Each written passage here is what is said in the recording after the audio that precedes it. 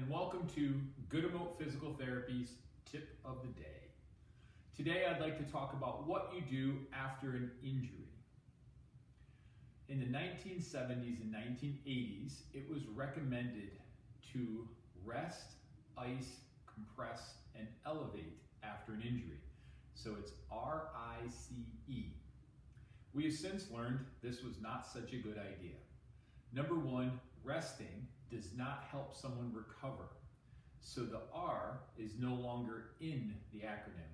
In fact, now it's M as in move.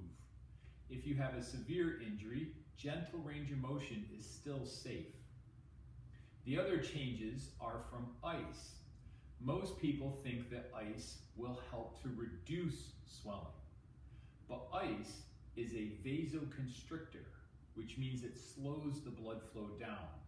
So the reason ice is recommended in the beginning is to minimize how much swelling you get, but it's only good for 12 to 24 hours maximum. After that, ice is only for pain control. Ice does not reduce swelling. It minimizes it in the early stages, again, the first 12 to 24 hours.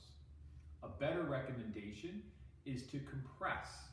Compression, like an ACE bandage or a sleeve, continues to increase the blood flow to the area while simultaneously compressing, therefore reducing the swelling. I also recommend elevation, especially with lower extremity, meaning knee, ankle, foot area.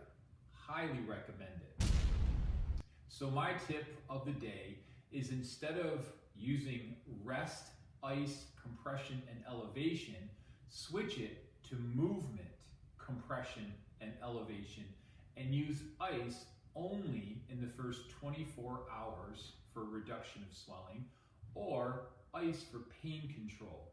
Just don't be deceived to think that ice reduces swelling. It doesn't. That's the tip of the day.